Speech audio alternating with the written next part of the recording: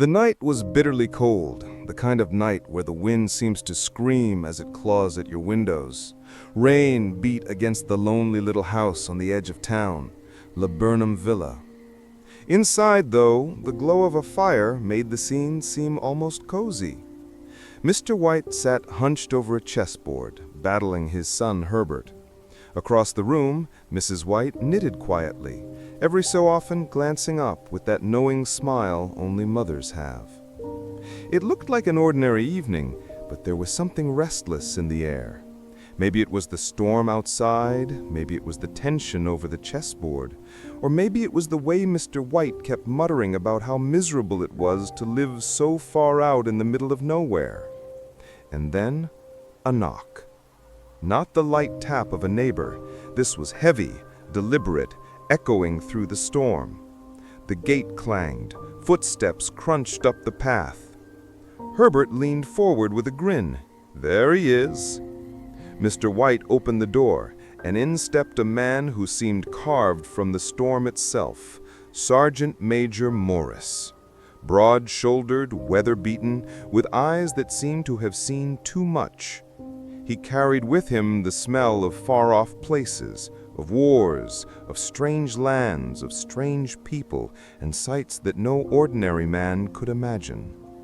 But as his glass emptied, his stories grew darker, and soon the name of something far more sinister slipped into the conversation, a relic that should have never left its home.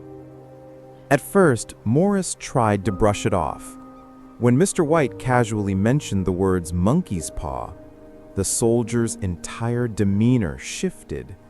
His eyes narrowed, his hand gripped the glass tighter, and his voice dropped lower, as if speaking the words out loud might summon something he'd spent years trying to forget. "It's nothing," he muttered. "Nothing worth hearing." But that only pulled the family in closer. Mrs. White leaned forward. Herbert smirked, teasing the old soldier. And finally, with a reluctant sigh, Morris reached into his pocket. From it, he pulled something small, shriveled, and ugly, the kind of thing you'd instinctively recoil from. A monkey's paw. Dried and mummified, its twisted fingers curled as if frozen mid-grasp. Mrs. White wrinkled her nose in disgust. Herbert, of course, snatched it up curiously, turning it over in his hands with boyish fascination. "What's so special about it?" asked Mr. White, frowning at the grotesque little charm. Morris's voice turned grave. It had a spell put on it by an old faker, a very holy man. He wanted to prove that fate rules people's lives, that to meddle with it only brings misery. The paw, he explained, would grant 3 wishes to 3 different men. 3 chances to shape destiny itself. But every man who had used it had paid the price. The room fell silent. The little fire crackled, and for the first time that evening, their laughter faded. Mrs. White broke the silence. "And what happened to the first man?" Morris's blotchy face seemed to pale. He didn't answer at first, just stared into the flames. Finally, he muttered, "I don't know what the first 2 wishes were, but I know what the third was. He wished for death." Herbert's grin faltered. The weight of the words hung in the air, heavy and suffocating. And then came the question everyone was thinking, but didn't want to ask. "Did you use it?" whispered Mrs. White. Morris's glass tapped against his teeth. "I did. 3 times. No one dared to speak. The soldier's haunted eyes said more than his words ever could. And then Without warning, he tossed the paw into the fire. Better to let it burn. It's brought enough misery already. But Mr. White couldn't look away. The paw hissed as it touched the fire, smoke curling upward like a dying whisper. For a moment, it seemed the curse would end right there, consumed by flame. But Mr. White lunged forward with a startled cry, snatching it from the embers. The soldier's face darkened instantly. "Better let it burn," Morris said coldly. His voice carried the weight of 21 years of battles, plagues, and horrors far from home. "If you keep it, don't blame me for what happens." But Mr. White only chuckled nervously, brushing ash from the charred talisman. "If you don't want it, give it to me." "I won't," Morris snapped. "I've done my part. I warned you." The old man's fingers lingered on the paw, studying its twisted form with morbid fascination. "How do you use it?"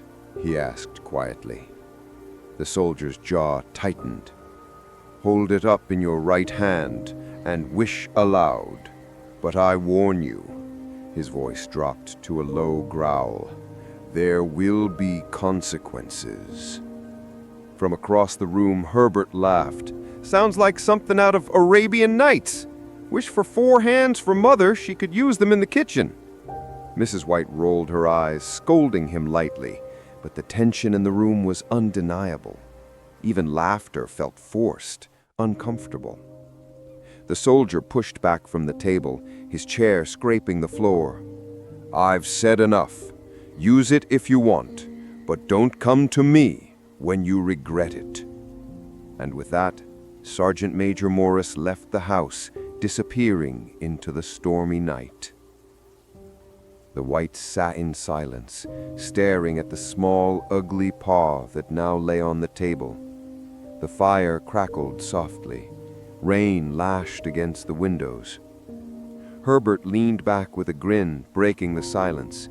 "Well, Father, going to wish us a fortune, or will you play it safe?" Mr. White's hand hovered over the paw, his brow furrowed. For a moment it looked as though he might throw it back into the fire. But greed and curiosity are powerful things. The paw sat in Mr. White's trembling hand, its rough fur brushing against his palm. For a long moment, no one spoke. Only the firelight danced, throwing long shadows across the walls. Herbert leaned forward, a mischievous glint in his eyes. "Go on, Father, make a wish, something harmless." Mr. White hesitated, then laughed awkwardly. "Harmless? If this thing is real, nothing about it will be harmless." Mrs. White smirked. "Oh, don't be silly. Wish for something useful. We could use a little more money, couldn't we?" Herbert clapped his hands dramatically. "There it is. Wish for £200. That'll pay off the house." Mr. White frowned. £200. It doesn't sound like much of a fortune. "Just enough to see if the thing works," he teased. "Go on. It's not as if anything will actually happen." Reluctantly, Mr. White lifted the paw. The room seemed to grow still, the wind outside silencing itself as though holding its breath. He whispered, "For £200. The paw twisted in his hand. A sudden shiver ran through him, sharp and violent, as if an icy current surged up his arm. He dropped the paw with a cry. His wife gasped, "What's wrong?" It moved," he stammered, his voice cracked. "It twisted like a snake in my hand." For a heartbeat, the three of them just stared at the shriveled thing lying on the rug. Then Herbert burst out laughing. "Oh, come now, you don't really think—" "That's the whiskey talking, Father." Mrs. White joined in nervously, shaking her head. "It's all nonsense, just our imaginations." But Mr. White sat stiffly in his chair, his hand still tingling, his face pale. He didn't laugh. The paw lay motionless at his feet, silent, waiting. The paw sat in Mr. White's trembling hand, its rough fur brushing against his palm. For a long moment, no one spoke. Only the firelight danced, throwing long shadows across the walls. Herbert leaned forward, a mischievous glint in his eyes. "Go on, Father, make a wish, something harmless." Mr. White hesitated, then laughed awkwardly. "Harmless? If this thing is real, nothing about it will be harmless." Mrs. White smirked. "Oh, don't be silly. Wish for something useful. We could use a little more money, couldn't we?" Herbert clapped his hands dramatically. "There it is. Wish for £200. That'll pay off the house." Mr. White frowned. £200. It doesn't sound like much of a fortune. "Just enough to see if the thing works," he teased. "Go on, it's not as if anything will actually happen." Reluctantly, Mr. White lifted the paw. The room seemed to grow still, the wind outside silencing itself as though holding its breath. He whispered, "For £200. The paw twisted in his hand. A sudden shiver ran through him, sharp and violent, as if an icy current surged up his arm. He dropped the paw with a cry. His wife gasped, "What's wrong?" It moved," he stammered, his voice cracked. "It twisted like a snake in my hand." For a heartbeat, the three of them just stared at the shriveled thing lying on the rug. Then Herbert burst out laughing.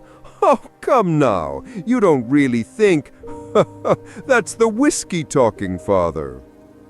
Mrs. White joined in nervously, shaking her head. "It's all nonsense, just our imaginations."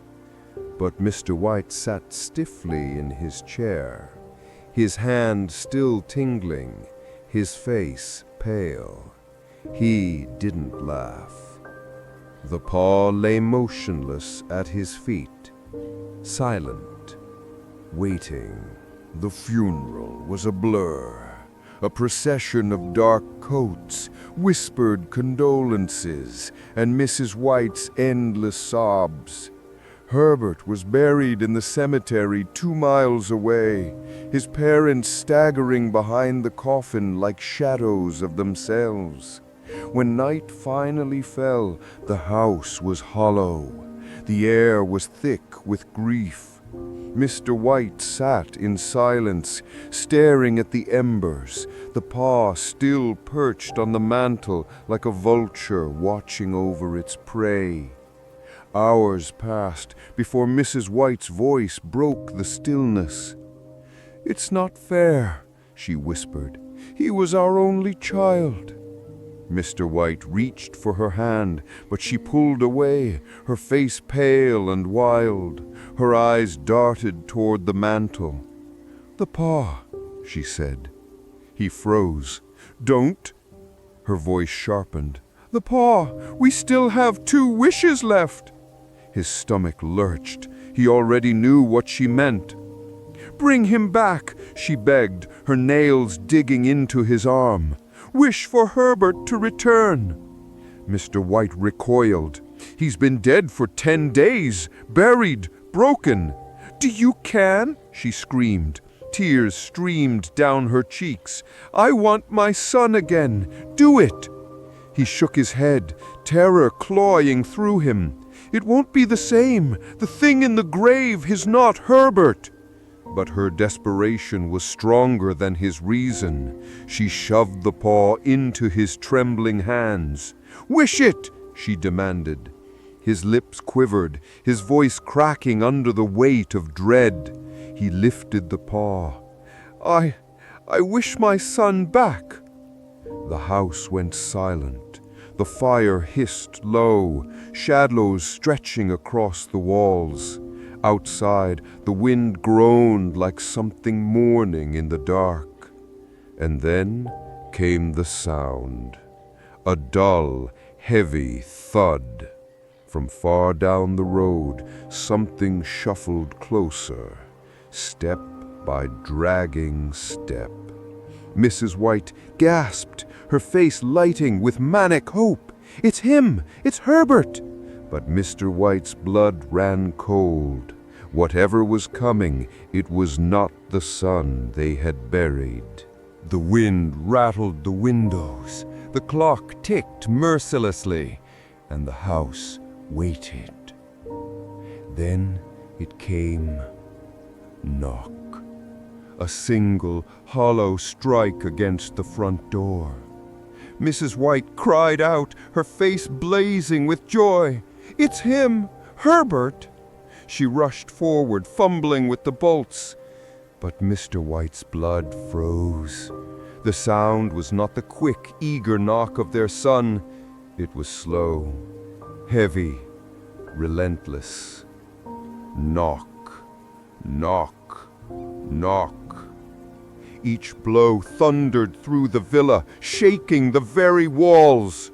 "No!" Mr. White whispered, his lips dry. He lunged after his wife, gripping her arm. "Don't open it!" She tore herself free, wild with hope. "It's my boy! Don't you understand? My boy!"